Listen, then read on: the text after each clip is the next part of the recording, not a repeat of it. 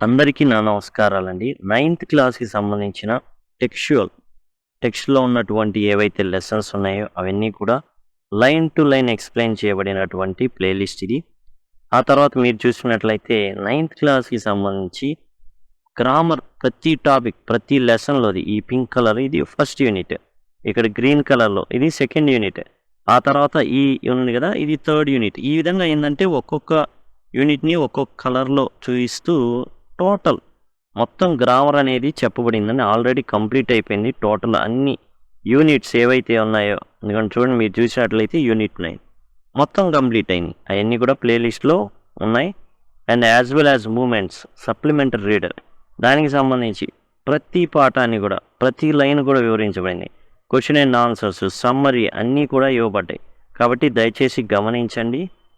ఈ ప్లేలిస్ట్ అనేవి డిస్క్రిప్షన్లో ఉంటాయి. లేకపోతే సింపుల్గా లింక్ మీకు కనుక తెలియకపోతే జస్ట్ సింపుల్గా లింక్ అని కనుక మీరు కామెంట్ సెక్షన్లో కనుక అడిగినట్లయితే నేను ఈ ప్లేలిస్ట్ని మీకు ప్రొవైడ్ చేస్తాను.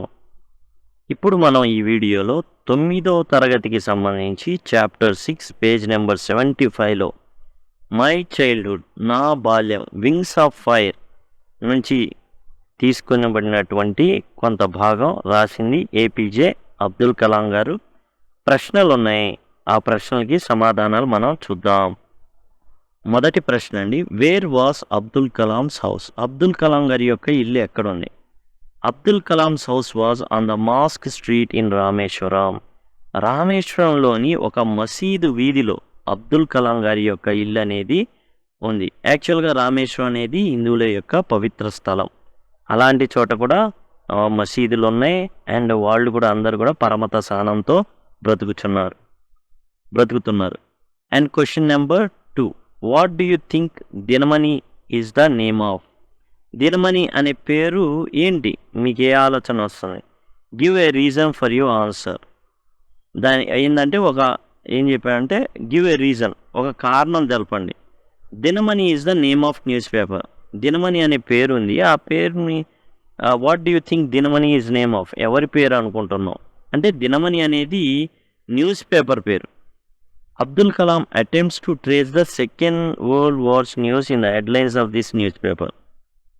ఇక్కడ ఏంటంటే ఈ రెండో ప్రపంచ యుద్ధం ఏదైతే జరుగుతుందో దానికి సంబంధించిన అన్ని అంశాలు లేకపోతే దానికి సంబంధించిన అన్ని వార్తలు అనేవి దినమణి నుంచి అబ్దుల్ కలాం గారు తెలుసుకునేవాళ్ళు.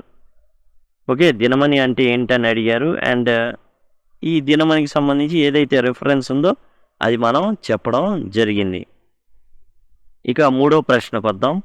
Who were Abdul Kalam's school friends? Abdul Kalam గారి యొక్క స్కూల్ ఫ్రెండ్స్ ఎవరు? What did they later become? ఆ తర్వాత వాళ్ళు ఏమయ్యారు? ముగ్గురు బెస్ట్ ఫ్రెండ్స్ ఉన్నారు. రామనాథ శాస్త్రి, అరవిందన్ అండ్ శివప్రకాశన్ వర్ ఈ స్కూల్ ఫ్రెండ్స్. ఈ రామనాథ శాస్త్రి, అరవిందన్, శివప్రకాశన్ వీళ్ళు బెస్ట్ ఫ్రెండ్స్ అనమాట. Ramanatha Sastry became a priest of Rameswaram temple. Pakshi Lakshmana Sastry కుమారుడు రామనాథ శాస్త్రి రామేశ్వరంలో హై ప్రీస్ట్ ఆయన. అట్లానే ఆయన తర్వాత రామనాథ శాస్త్రి గారు కూడా ఏమయ్యారంటే ప్రీస్ట్ అయ్యారు అదే రామేశ్వరం టెంపుల్లో. Aravindan went in to business of arranging transport for visiting pilgrims. Rameswaram అనేది ఒక ద్వీపం, చుట్టూ నీళ్లు ఉంటాయి. మరి ట్రాన్స్పోర్ట్ ఫెసిలిటీస్ అట్లానే రామేశ్వరానికి వచ్చిన కాడి నుంచి అండ్ దర్శించుకొని వెళ్ళేదాకా పూర్తి వ్యవహారాలు చూసే డ్యూటీ ఏదైతే అరవిందన్ తీసుకున్నాడు అంటే టోటల్ ట్రాన్స్పోర్ట్ సిస్టమ్, రవాణా సౌకర్యాలని కల్పించడం. Sivaprakasan became a catering contractor for the southern railways. ఇక ట్రైన్ సర్వీస్ అప్పుడు ట్రైన్లో వెళ్ళేటప్పుడు మరి భోజనాలు అంటే కొన్ని ట్రైన్లు ఉంటాయి వారాల పాటు ప్రయాణాలు సాగిస్తూ ఉంటాయి, మరి 3-4 రోజులు పడుతుంటాయి. అలాంటి వాటిలో ప్యాంట్రీ ఉంటుంది. అండ్ అక్కడ ఏంటంటే అందరూ ఈ ఆహార పదార్థాలు క్యాటరింగ్ సర్వీస్ అనమాట. ఈ ఆహార పదార్థాలని టికెట్ కొనేటప్పుడే ఆ టికెట్లోనే ఫుడ్కి సంబంధించిన కూడా కొంత కాస్ట్ తీసుకొని మధ్యాహ్నం, పొద్దున, మధ్యాహ్నం, సాయంత్రం ఈ విధంగా ఏంటంటే వాళ్ళకి ఫుడ్ అనేది అందిస్తూ ఉంటారు. అది catering contract. Question number 4, how did Abdul Kalam earn his first wages? మొదటి సంపాదన అబ్దుల్ కలాం గారు ఎలా సంపాదించారు? Abdul Kalam earned he's first wages by distributing news papers. మొదటి సంపాదన ఏదైతే దినపత్రిక దినమని ఉందో, లేకపోతే ఏదైతే వార్తాపత్రికలు ఉన్నాయో వాటిని షాపులకు వేసి సంపాదించడం జరిగింది. యాక్చువల్గా ఈ అవకాశం ఎలా వచ్చిందంటే, రెండో ప్రపంచ యుద్ధం మొదలైన తర్వాత రామేశ్వరం ఏదైతే ఉందో వారి ఊరు ప్లాట్ఫామ్ దగ్గర ఈ ట్రైన్ అనేది ఆగిపోయింది. దాంతో వేరే చోట నుండి ఈ న్యూస్ పేపర్స్ వస్తూ ఉంటాయి. వాళ్ళు ఏం చేసేవాళ్ళు అంటే ప్లాట్ఫామ్ మీద విసిరేసేవాళ్ళు ఈ న్యూస్ పేపర్స్ని. ఎందుకని? ఆగే స్టాప్ లేదు. అంతకుముందు ఆగింది, ఇప్పుడు ఆగట్లా. ఈ పేపర్స్ని ఏం చేసేవాళ్ళు? ప్లాట్ఫామ్ మీదకి విసిరేసేవాళ్ళు. వాటన్నిటినీ కూడా ఒక చోట చేర్చి అండ్ షాపులకు వేయాల్సి ఉంటుంది. ఆ పని చేసినందుకు గాను అబ్దుల్ కలాం గారికి మొదటి సంపాదన అనేది రావడం జరిగింది. Question number 5. Had he earn money before that? Had he earn any money? ఈ మొదటి సంపాదనకు ముందు అతను ఏదైనా సంపాదించాడా? In what way? ఎలా డబ్బును సంపాదించాడు? Yes, he earn money before also.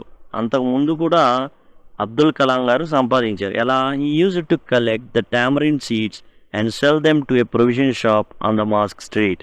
రెండో ప్రపంచ యుద్ధంలో ఎందుకో తెలియదు కానీ చింత పిక్కలకి మంచి డిమాండ్ వచ్చింది. వాటిని ఏంటంటే తీసుకుని వచ్చి ఈ నిత్యావసర సరుకుల దుకాణంలో ఇస్తే ప్రొవిజన్ షాప్లో వాళ్ళు ఒక అనా ఇచ్చేవాళ్ళు. ఆ విధంగా ఆయన సంపాదించడం అనేది జరిగింది. A day's collection would fetch him princely sum of 1 anna. ఒక అనా అనేది రావడం జరిగిందనమాట. ఆ విధంగా అన్ని చింతపిక్కలు ఏవైతే ఏరుకొని వచ్చి తెచ్చినందుకు గాను. Answer each of these questions in a short paragraph about 30 words. 30 పదాల్లో చెప్పమన్నారు. క్వశ్చన్ 1 ఏంటంటే, how does the author describe his father? Abdul Kalam garu వాళ్ళ నాన్నగారిని ఏ విధంగా వర్ణించారు? వాళ్ళ అమ్మగారిని ఏ విధంగా వర్ణించారు? తనకు తానుగా ఏ విధంగా వర్ణించుకున్నారు? The author describes his father as a wise and generous person. ఎలా చెప్పారంటే, ఒక తెలివైన వ్యక్తిగానో దాతృత్వం కలిగిన వ్యక్తిగానో ఆయన తండ్రి గురించి చెప్పుకున్నాడు. He felt happy when he help others. ఎప్పుడైతే ఇతరులకి సాయం చేస్తూ ఉంటాడో అప్పుడు చాలా సంతోషించేవాడని తన తండ్రి.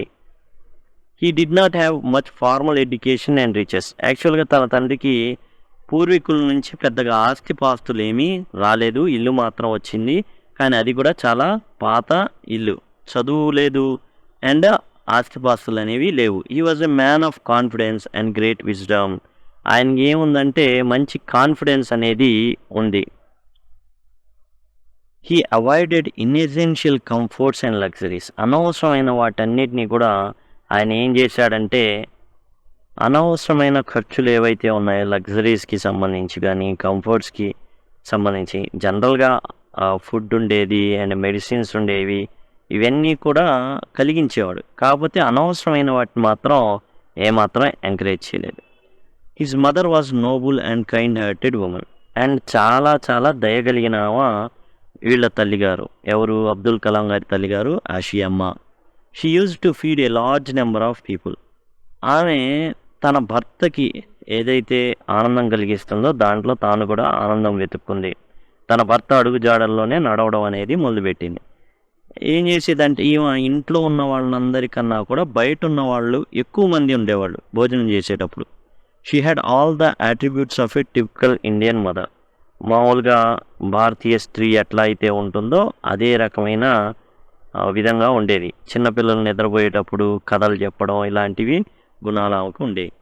ఆ తర్వాత అబ్దుల్ కలాం గారు అంటే అబ్దుల్ కలాం గారు ఇక్కడ అబ్దుల్ కలాం గారు మిడిల్ క్లాస్ తమిళ్ ఫ్యామిలీలో జన్మించడం జరిగింది. I was a short boy with rather undistinguished look. పెద్దగా అట్రాక్టివ్గా ఏం ఉండను, కానీ తల్లిదండ్రులు ఎలా ఉండేవాళ్ళు అంటే born to tall and handsome parents. తండ్రి అయిన జైనులాబ్దీన్ గారు కానివ్వండి, తల్లి అయిన ఆషియమ్మ గారు కానీ చాలా అందంగా చక్కగా పొడుగ్గా ఉండేవాళ్ళు. కానీ ఇతను మాత్రం పెద్దగా ఇతనికి ఏంటంటే తల్లిదండ్రులేమో పొడుగ్గా అందంగా ఉండేవాళ్ళు, ఈయన మాత్రం అంత అందగాడేమీ కాదని ఆయనే చెప్పారు. అన్డిస్టింగ్ష్డ్ అంటే unattractive.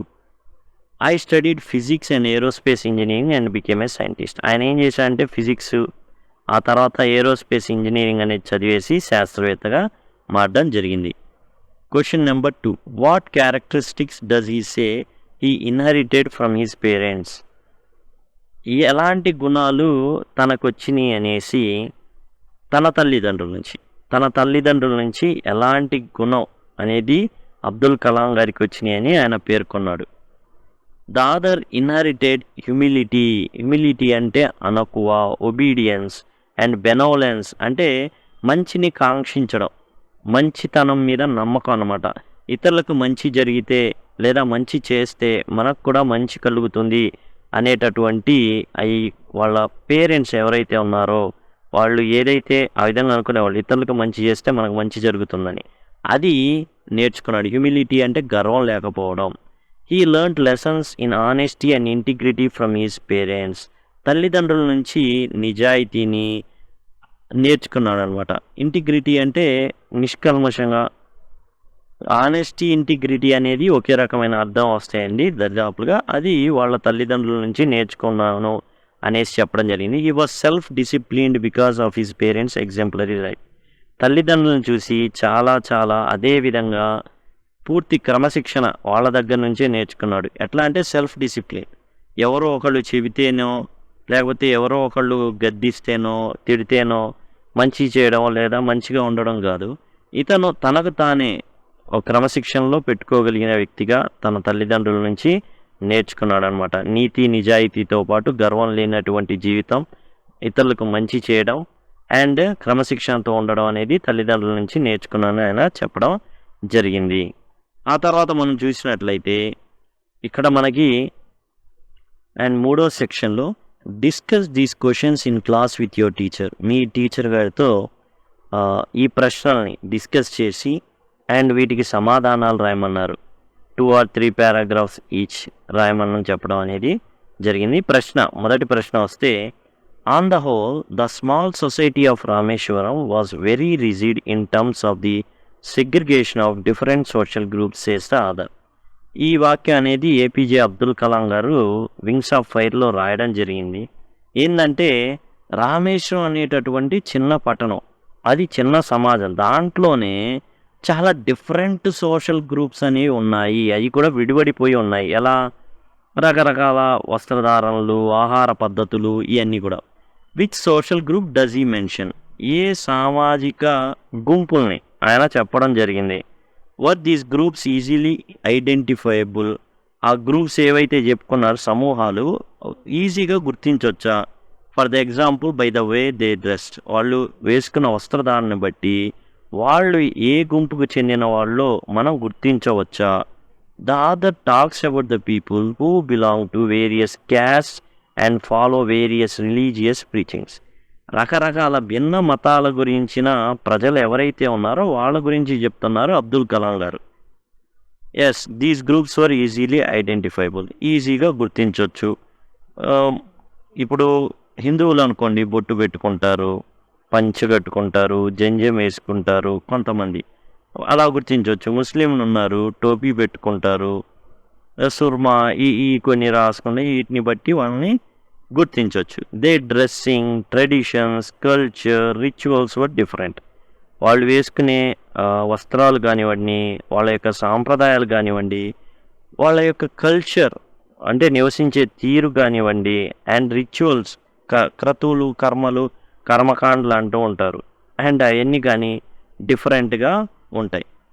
Were they aware only of the differences or they also naturally share friendships and experiences? యాక్చువల్గా ఇప్పుడు వీళ్ళందరూ కూడా డిఫరెంట్ పీపుల్ కదా, కాబట్టి వాళ్ళు డిఫరెంట్గానే ఉంటారా లేదా వాళ్ళ మధ్య స్నేహాలు అనేవి కూడా ఉంటాయా? Think of bed time stories in Kalam's house of who is friends were అడుగుతున్నాడు. అండ్ కలాం గారు నిద్రపోయేటప్పుడు వాళ్ళ అమ్మగారు కానీ గ్రాండ్ మా కానివ్వండి ఎలాంటి కథలు చెప్తాయో ఒకసారి గుర్తు తెచ్చుకోండి. వాళ్ళ ఫ్రెండ్స్ ఎవరో గుర్తు తెచ్చుకోండి. And of what use to take place in the pond near his house. And Kalam garu ఉన్నటువంటి దగ్గర ఆ ఇల్లు ఏదైతే ఉందో కలాం గారి ఇంటికి దగ్గరలో ఏం జరిగేది, ఆ ఇంటికి దగ్గరలో of what used to take place, ఏం జరిగేది ఆ దగ్గరలో ఉన్నటువంటి చెరువులో, అవన్నీ కూడా కన్సిడర్ చేసి దీనికి ఆన్సర్ రాయమని చెప్పడం అనేది జరుగుతుంది. ఈ ఆన్సర్ రాయమని చెప్పడం అనేది చెప్తున్నారు. అండ్ వర్ దే ఓన్లీ డిఫరెన్సెసేనా అంటే భేదాలేనా, మిత్ర ఏంటంటే ఫ్రెండ్షిప్స్ అనేవి, స్నేహాలు అనేవి లేవా అనేది అడగడం జరిగింది. దే డి share their personal experiences and friendships, వాళ్ళు ఒకళ్ళు వాళ్ళ అనుభవాల్ని పంచుకుంటారు, వాళ్ళ స్నేహాల్ని పంచుకుంటారు. Lakshmana Sastry summon the teacher who separated the other and his friend in the class and told him that he should not spread the poison of social inequality and communal intolerance in the minds of innocent children. పక్షి లక్ష్మణ శాస్త్రి గారు and Rameswaram high priest ఆయన, అంటే అర్చకుల్లో high, ప్రధాన అర్చకుల్లో కూడా high ఆయన. అలాంటి వ్యక్తి ఏం చేశాడు, కొత్తగా వచ్చిన టీచర్ వచ్చేసి అండ్ తన కుమారుడైన రామనాథ శాస్త్రిని అండ్ ముస్లిం బాలుడైనటువంటి మరి అబ్దుల్ కలాం గారిని వేరు చేసినప్పుడు లక్ష్మణ శాస్త్రి గారు ఆ యొక్క టీచర్ని పిలిపించి వాళ్ళ ముందే చెప్పడం జరిగింది, పిల్లల మీద ఉన్న ఆ విధమైన విష బీజాలు అనేవి, విష సంస్కృతి అనేది మీరు ఏమాత్రం నాటడం మంచిది కాదు, మీరైనా పద్ధతి మార్చుకోండి లేదా మీరు ఈ ఉద్యోగం వదిలేసి వెళ్ళిపోండి అనేసి ఆ టీచర్ గారికి చెప్పడం జరిగిందనమాట. The author speaks both of people who are very aware of differences among them and those who try to bridge these differences. Can you identify such people in the test? ఇక్కడ 2 రకాల వ్యక్తులు ఉన్నారు. ఆ 2 రకాల వ్యక్తులు ఏంటంటే వీళ్ళ మధ్య డిఫరెన్సెస్ తెలుసు, ఎలా హిందువులు ముస్లింలు మధ్యలో డిఫరెన్సెస్ ఉన్నాయి. అయితే కొంతమంది ఈ డిఫరెన్సెస్ ఉన్నా కానీ వీళ్ళిద్దరిని కలపాలనేటటువంటి వ్యక్తిత్వం ఉన్న వ్యక్తులు ఉన్నారు. అంటే జనరల్గా జనాలంతా ముస్లిం హిందూ కాబట్టి హిందువులు హిందూ విధానంలో ఉండాలి, ముస్లింలు ముస్లిం విధానంలో ఉండాలి. కానీ 2 రెబల్స్ ఉన్నారు, అంటే మామూలు ఆలోచనకి విభిన్నంగా ఉండేటటువంటి 2 వ్యక్తులు ఉన్నారు ఇందులో. ఆ వ్యక్తులు గురించి రాయమని చెప్పారు. The school teacher encourage communal differences and Lakshmana Sastry and Sivasubramania Iyer discourage these small practice. ఇక్కడ మనకి 2 వ్యక్తులు ఎవరంటే లక్ష్మణ శాస్త్రి గారు, రామనాథ శాస్త్రి తండ్రి గారు. రామనాథ శాస్త్రి ఎవరంటే అబ్దుల్ కలాం గారి యొక్క బెస్ట్ ఫ్రెండ్. ఎవరైతే లక్ష్మణ శాస్త్రి రామనాథ శాస్త్రి తండ్రి ఉన్నారో పిలిపించి టీచర్ని అట్లా విష సంస్కృతి, విష బీజాలని, పిల్లల పసి మనసుల్లో విష బీజాలని నాటొద్దు అని చెప్పడమే కాదు ఆయన్ని పద్ధతి మార్చుకోమన్నారు. ఇక శివసుబ్రహ్మణ్య అయ్యర్ అబ్దుల్ కలాం గారిని ఇంటికి తీసుకెళ్లారు. భార్య శివసుబ్రహ్మణ్య అయ్యర్ గారి భార్య భోజనం కూడా పెట్టలేదు. దాంతో శివసుబ్రహ్మణ్య అయ్యర్ గారే ఏపీజే అబ్దుల్ కలాం గారికి వడ్డించడం జరిగింది. మరలా వారంలో నువ్వు మళ్ళీ వస్తావు అని చెప్పడం జరిగింది. రావడం జరిగింది. అప్పటిలోగా వాళ్ళ ఆవిడని ఏం చేశాడంటే సెట్ చేశాడు. అంతేకాదు శివసుబ్రహ్మణ్య అయ్యర్ గారి యొక్క వైఫ్ కూడా ఏపీజే అబ్దుల్ కలాం గారు తినేటటువంటి ఆ బిహేవియర్, ప్రవర్తన, చక్కగా తాను తిన్న ప్రదేశాన్ని శుభ్రంగా ఉంచుకోవడం చూసి అండ్ తాను కూడా ముచ్చటపడి తర్వాత మరలా తానే వంటగదిలోకి తీసుకెళ్ళి వడ్డించడం అనేది జరిగింది. వీళ్ళు రెబల్స్ అన్నమాట. అంటే ఉన్న ఏదైతే సమాజాన్ని ధీటుగా మంచి జరగాలని ఆశించే 2 వ్యక్తులు. narrate 2 incidents that show how differences can be created. 2 ఉదాహరణలు ఏమన్నారండి, 2 సంఘటనలు. ఏంటంటే ఆ 2 సంఘటనలు డిఫరెన్సెస్ని క్రియేట్ చేయడం, అంటే మనుషుల మధ్య భేదాలని క్రియేట్ చేయడం. And also they can be resolved. అయితే ఇక్కడ భేదాలు సృష్టిస్తే కొంతమంది ఏం చేశారు, వాటిని వెంటనే సమసిపోయేటట్లు చేశారు, అంటే ఆ భేదాలని తీసేశారు. How can people change their attitudes, ఎలా వాళ్ళ వైఖరుల్ని మార్చుకుంటారు. The influential people can do both the things, అంటే ప్రభావితం చేయగలిగే వ్యక్తులు కొంతమంది ఉంటారు, సెలబ్రిటీస్, పై స్థాయిలో ఉండే వ్యక్తులు 2 చేయగలరు. విభేదాలని సృష్టించగలరు, విభేదాలని మాన్పగలరు. A teacher has the ability to bridge communal differences. ఈ మతపరమైనటువంటి భేదాలని ఒక టీచర్ అనేవాడు సమసిపోయేటట్లు చేయొచ్చు. And can play with sentiments of the innocent and ignorant people. అదేవిధంగా ఏమి తెలియనటువంటి ప్రజల ఉద్రేకాన్ని సులభంగా రెచ్చగొట్టొచ్చు. This is what the new teacher did. ఇదే కొత్త టీచర్ చేసినటువంటిది. But the science teacher Sivasubramania Iyer change his wife's attitude and showed her the right path. ఇంకో వ్యక్తి చూస్తే శివసుబ్రహ్మణ్య అయ్యర్. ఈ టీచర్ ఏమో విభేదాన్ని సృష్టిస్తే శివసుబ్రహ్మణ్య అయ్యర్ గారు తన భార్య చేసినటువంటి ఏదైతే అబ్దుల్ కలాం గారు వస్తే టోపీ పెట్టుకొని వచ్చాడు, ముస్లిం పిల్లోడు కాబట్టి తన భార్య మనసు మార్చి అబ్దుల్ కలాం గారికి తర్వాత వారంలో మరలా భోజనం పెట్టేటటువంటి చేశాడనమాట. ఇక question number 2, why did Abdul Kalam want to leave Rameswaram. Abdul Kalam గారు రామేశ్వరాన్ని ఎందుకు విడిచిపెట్టాలనుకున్నారు? Abdul Kalam wanted to leave Rameswaram to study at the district headquarters in Ramanathapuram. రామనాథపురంకి వెళ్ళేసి అక్కడ చదువు అనేది కొనసాగించాలనుకున్నారు అబ్దుల్ కలాం గారు. What did his father say to this. అయితే వాళ్ళ నాన్నగారు ఏం చెప్పారు? జనరల్గా తల్లులు బయటికి పంపించడానికి ఇష్టపడరు. అయితే తండ్రి జైనులాబ్దీన్ గారు ఏం చేశారంటే నచ్చజెప్పారు. His father said that he knew he had to go away to grow. పిల్లోడు పెద్దోడయ్యాడు, ఖచ్చితంగా కొంచెం దూరం వెళ్ళి చదువుకోవాలి. He gave the example of a seagull and said that seagull flies across the sun alone without a nest. చెప్తాడనమాట అబ్దుల్ కలాం గారి తల్లికి అబ్దుల్ కలాం గారి యొక్క తండ్రి. చూడు, పక్షులు చూడు ఎలాంటి గూడు ఉండిద్దో తెలీదు, ఒక ప్రాంతం నుంచి ఇంకో ప్రాంతానికి వలస వెళ్తాయి, అక్కడ అవి జీవిస్తాయి, గూడు అనేది ఉండదు, గమ్యం ఏంటో తెలీదు, కానీ అవి మాత్రం ఏం చేయాలి?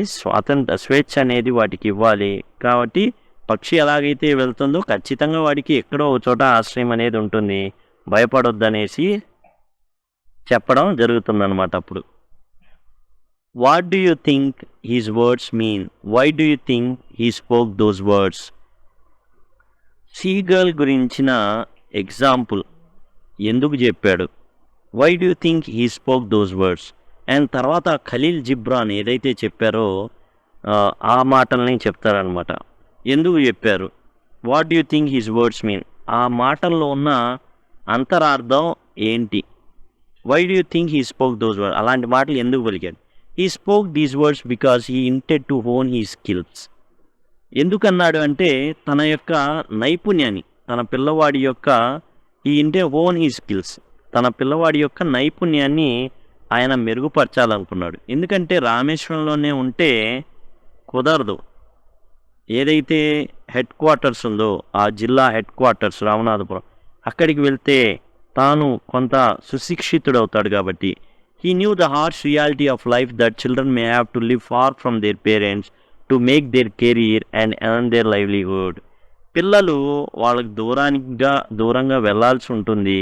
వాళ్ళ యొక్క జీవన భృతిని, రోజువారీ తమను తాను పోషించుకునే శక్తిని, బ్రతకగలిగే శక్తిని వాళ్ళు ఏం చేయాలి? ఖచ్చితంగా వాళ్ళు పొందుకోవాలి. కాబట్టి పిల్లలు తల్లిదండ్రులకి దూరంగా వెళ్ళాల్సిన పరిస్థితి అయితే వస్తుంది. కాబట్టి సో ఈ షోడ్ ఈజ్ విజ్డమ్, తనలో ఉన్నటువంటి జ్ఞానం ఏదైతే ఉందో, and intelligence in uttering these words, దానివల్ల ఆ మాటల వల్ల మనకి ఆయన ఎంత విజ్డమ్ ఉందో, అలానే ఆయనలో ఉన్న తెలివి, జ్ఞానం ఇవన్నీ కూడా మనకి తెలుస్తాయి అన్నమాట. ఆ మాటల వల్ల అవి కనబడతాయి. ఇదండి. అండ్ ఇప్పుడు మీకు ఒక 5 సెకండ్స్లో మీకు వచ్చేసి ఎండ్ స్క్రీన్స్ కనబడతాయి. ఈ ఎండ్ స్క్రీన్స్ ద్వారా మీరు టోటల్ సిలబస్ ఏదైతే ఉందో దాన్ని మొత్తాన్ని యాక్సెస్ చేయొచ్చు. వర్క్ బుక్ కానివ్వండి, అండ్ నాన్ డీటెయిల్ లేదా సప్లిమెంటరీ రీడర్ కానివ్వండి, టెక్స్ట్ కానివ్వండి, లేదా సింపుల్గా మీరు కామెంట్ సెక్షన్లో లింక్ అని రాసినట్లయితే ఖచ్చితంగా మీకు ఈ లింక్స్ అనేవి ప్రొవైడ్ చేస్తాను. Thanks a lot.